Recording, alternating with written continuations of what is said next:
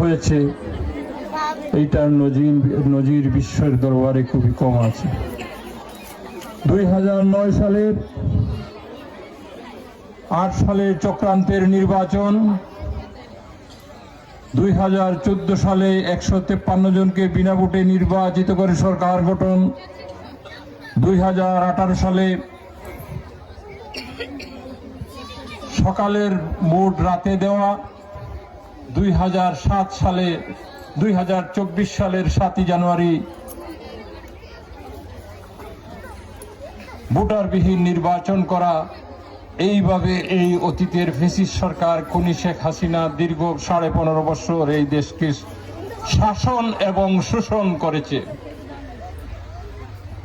আজকে আমরা যদি বাংলাদেশের দিকে তাকাই, আমাদের যে কোনো পেশা বা শ্রেণীর মানুষের দিকে তাকাই, আমরা অনাহারে অর্ধাহারে দিনানিপাত করছি। তার কারণ হচ্ছে, যদিও শেখ হাসিনা খুনি হাসিনা এই দেশ ছেড়ে পালিয়েছে, কিন্তু এদেশের অর্থনীতিকে ফুকলো করেছে, এদেশের অর্থনীতিকে ফুকলো করেছে তার পরিবার এবং তার পরিবারের সদস্যরা।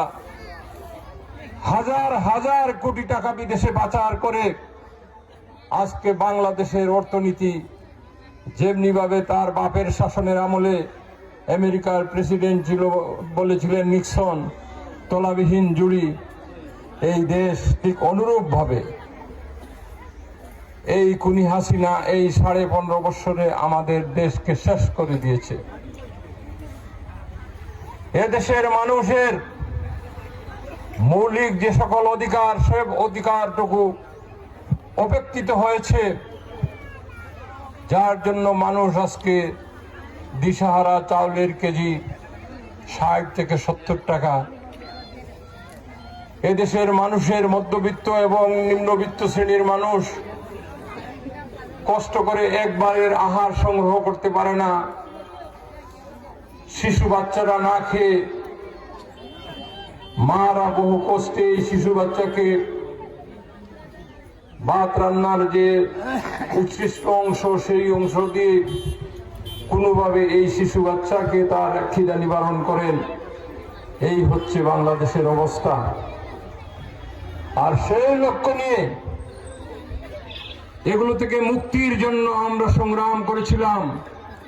এই সংগ্রাম করতে যে 15.5 বছরে আমাদের নেতা ইলিয়াস আলী সহ 650 জন নেতা কর্মীকে গুম হতে দেখেছি। লক্ষ লক্ষ মানুষকে মিথ্যা মামলায় কারাবরণ করতে দেখেছি। প্রতিদিন লক্ষ লক্ষ মানুষ বাংলাদেশের আদালতে সকাল থেকে সন্ধ্যা পর্যন্ত হাজিরা দিতে দেখেছি। আমি জেলার একজন প্রেসিডেন্ট হিসাবে আমি নিজেকে একজন বিবেকবান মানুষ হিসাবে স্বীকার করি, দাবি করি। আমাকে চুরি ছিনতাইয়ের মামলা দিয়ে অন্তত 15 থেকে 20টি মামলা আমার উপরে দায়ের করা হয়েছে। আমার অপরাধ, ওই খুনি হাসিনার বিরুদ্ধে এই দেশবাসীর পক্ষে কথা বলার জন্য এই মামলাগুলো দায়ের করা হয়েছিল। সেই মামলা নিয়ে আমাদেরকে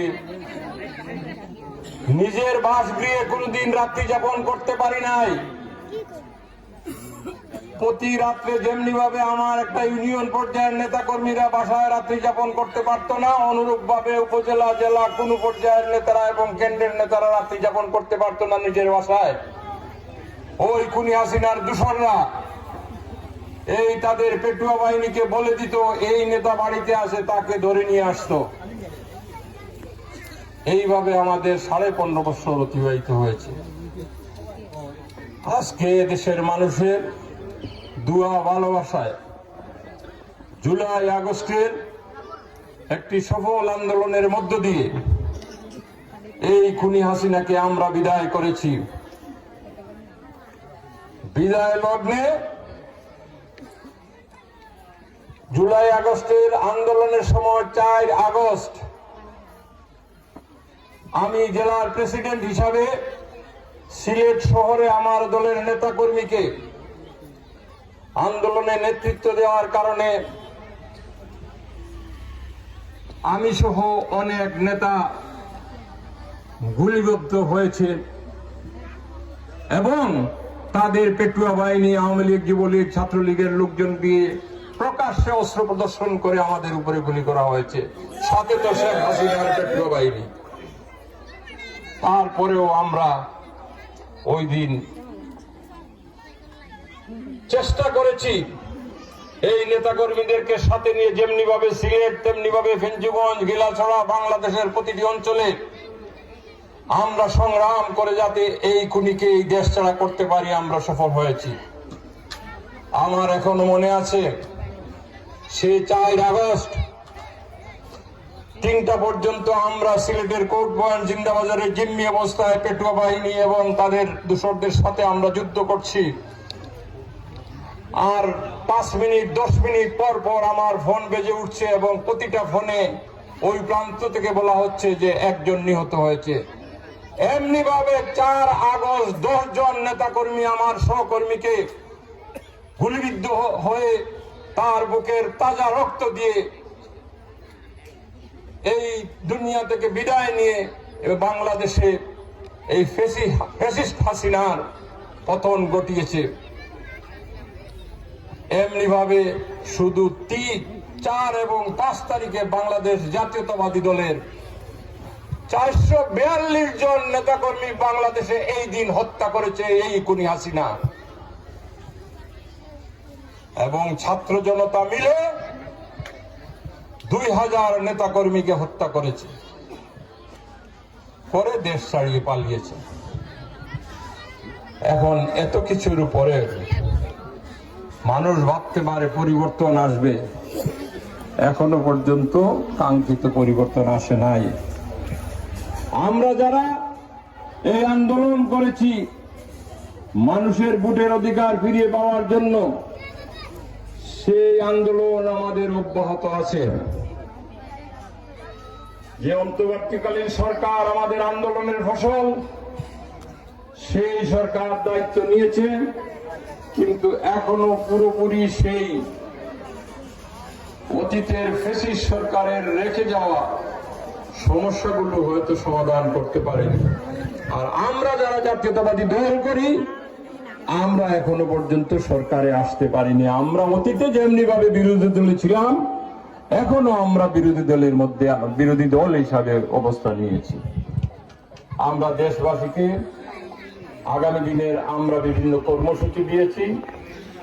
বিশেষ করে আমাদের নেতা তারেক রহমান দেশকে সংস্কার করার জন্য 31 দফা রাষ্ট্রীয় সংস্কার করার ক্ষেত্রে একটি কাঠামো দিয়েছেন। সেই আলোকে আমরা দেশবাসীকে এই 31 দফার কথা বলছি। এই 31 দফা এদেশের মানুষ আগামী দিনে জাতীয়তাবাদী দলকে যদি ম্যান্ডেট দিয়ে রাষ্ট্রীয় ক্ষমতায় অধিষ্ঠিত করে, আমরা যদি সরকার পরিচালনার সুযোগ পাই, আমরা চেষ্টা করব এই যে অতীতের যে সমস্যাগুলো, জঞ্জালগুলো থেকে এই দেশ এবং জাতিকে মুক্ত করতে। সেই জন্য আপনাদের সহযোগিতা প্রয়োজন। সেই জন্য আগামীতে কোনো নির্বাচন আসলে সেই নির্বাচনে বেগম খালেদা জিয়া এবং তারেক রহমানের এবং শহীদ রাষ্ট্রপতি জিয়াউর রহমানের দানের শীষে আপনারা অতীতে যেমনি ভাবে ম্যান্ডেট দিয়েছেন, আগামীতেও আপনারা দিবেন। এই দেশ পরিচালনা করার ক্ষেত্রে আপনাদের অধিকার, এই রাষ্ট্রের মালিক হচ্ছেন আপনারা। আপনারা নির্বাচিত করবেন আপনার প্রতিনিধি কে হবে, দেশ পরিচালনা করবে। এই সুযোগ আপনারা 15.5 বছর পান নাই। ইনশাআল্লাহ সেই সুযোগ সামনে আসছে। সেই সময়ে আমরা আপনাদের কাছে আসব। আপনারা দেশ পরিচালনায় এই সিলেট 3, দক্ষিণ সুরমা, ফেঞ্চুগঞ্জ, বালাগঞ্জে কাকে দিলে আপনাদের এই অঞ্চলের উন্নয়ন আপনাদের প্রতিনিধি হিসাবে জাতির কাছে তুলে ধরবে, সরকারের কাছে তুলে ধরতে পারবে, এই বিষয়গুলো তখন আপনারা বিবেচনা করবেন। আমি আর বক্তব্য লম্বা করব না। আমরা রাষ্ট্রীয় পরিচালনা করার সুযোগ আমরা পাই, অবশ্যই ফেঞ্চুগঞ্জের অতীতের উন্নয়নকে আমরা এগিয়ে নিব এবং মানুষের ভোট এবং বাতের অধিকার বাস্তবায়নের লক্ষ্যে মানুষের পাশে থাকবো। সকলকে ধন্যবাদ। সামান্য শীতের বস্ত্র, শীতের জন্য কিছু কম্বল নিয়ে এসেছি। হয়তো পুরো ইউনিয়নবাসীকে আমরা এই শীত বস্ত্র দিতে পারবো না, কিন্তু তারপরে আপনারা যারা উপস্থিত হয়েছেন তাদের মধ্যে সুষ্ঠুভাবে বিল বন্টন করার জন্য নেতৃবৃন্দর প্রতি আহ্বান জানিয়ে আমি আমার বক্তব্য শেষ করছি। খুদা হাফেজ। বাংলাদেশ জিন্দাবাদ, জাতীয়তাবাদী দল জিন্দাবাদ, দেশ নেত্রী খালেদা জিয়া জিন্দাবাদ, আমাদের নেতা তারেক রহমান জিন্দাবাদ, শহীদ জিয়া মরহুম।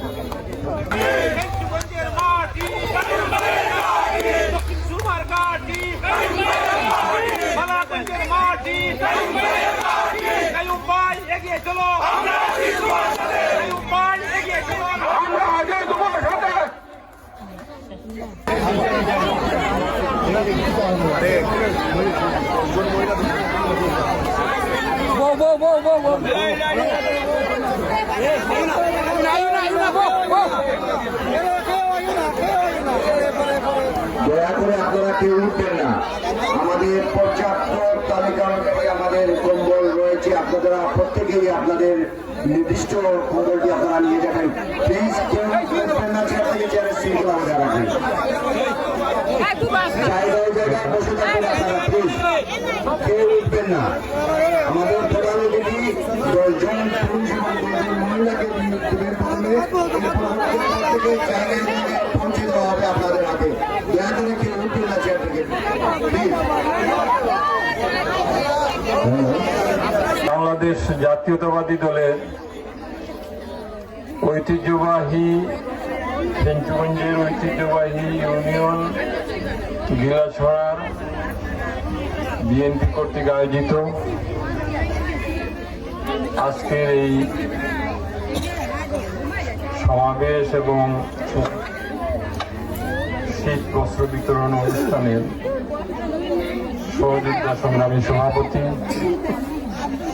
আপনাদের কায়ুম চৌধুরী, আপনাদের গরিব দুঃখী মেহনতি মানুষের কায়ুম চৌধুরী, আপনাদের ভবিষ্যতের কান্ডারি কায়ুম চৌধুরী। আল্লাহ ছাড়া আপনারা আমরা যদি এই গিলাছড়া ফেঞ্চুগঞ্জ দক্ষিণ সুরমা বালাগঞ্জের কান্ডারি একমাত্র আব্দুল কায়ুম চৌধুরী। আগামী দিনে তাদের শেষ দিয়ে ইনশাআল্লাহ আপনাদের দোয়া থাকলে আপনাদের পাশে আসবেন। এই বলে আমার বক্তব্য দীর্ঘায়িত করব না। আমি গিলাছড়ার সকল আমার শ্রদ্ধাভাজন ব্যক্তিবর্গ, মহামুরব্বিয়ান মহাবন্ধুকে আর ধন্যবাদ জানাচ্ছি। আমার নেতা কায়ুম চৌধুরীর অনুষ্ঠানে আপনারা স্বতঃস্ফূর্ত ভাবে দূর দূরান্ত থেকে আমার মা বোন, আমার শ্রদ্ধাভাজন ব্যক্তিবর্গ এখানে উপস্থিত হয়েছেন। আমি আবারও ধন্যবাদ জানিয়ে আপনাদের। বিগত দিনে আমরা অনেক দেখেছি, অনেক মত পথ গ্রুপে দ্বিধাখণ্ডিত ছিল, সকল গ্রুপকে একসাথে নিয়ে পথ চলা শুরু করেছেন জনতা জনাব আব্দুল কাইম চৌধুরী। আপনাদের সকলের দোয়ায়, আন্তরিক সহযোগিতায় পরবর্তী জাতীয় নির্বাচনে আমরা সৃষ্টিকর্তার কাছে, আল্লাহর কাছে প্রার্থনা করি উনি যেন আমাদের নায়ক হয়ে আসেন, উনি যেন আমাদের কর্তা হয়ে আসেন, উনি যেন আমাদের অভিভাবক হয়ে আসেন। আমি ওনার উন্নয়নের আর বর্ণনা দিতে হবে না, পূর্ববর্তী বক্তারা অনেকেই বলেছেন। আপনারা অনেক নিরপেক্ষ নির্বাচন হবে, সেই নির্বাচনে দিনের আলোর ভোট দিয়ে এই অঞ্চলের নেতা জননেতা আব্দুল কাইয়ুম চৌধুরীকে এই অঞ্চলের প্রতিনিধিত্ব করার জন্য মহান সংসদে পাঠাবে, সেই অপেক্ষা ইনশাআল্লাহ আগামী কিছুদিনের মধ্যে অঞ্চলের মানুষের স্বপ্ন পূরণ হবে। আর বেশি দিন নয়। আজ আমাদের মাঝে প্রধান অতিথির আসন গ্রহণ করার জন্য বিশেষভাবে অনুরোধ করছি ফেঞ্চুগঞ্জের কৃতি সন্তান, দক্ষিণ সুরমা ফেঞ্চুগঞ্জ বালাগঞ্জের মাটিয়া মানুষের নেতা, সিলেট জেলা বিএনপির নির্বাচিত বিপ্লবী সভাপতি জননেতা আব্দুল কাইয়ুম চৌধুরীকে আজকের প্রধান অতিথির আসন গ্রহণ করার জন্য বিশেষভাবে অনুরোধ করছি। জননেতা আব্দুল কাইয়ুম চৌধুরীকে প্রধান অতিথির আসন গ্রহণ করার জন্য বিশেষভাবে অনুরোধ করছি।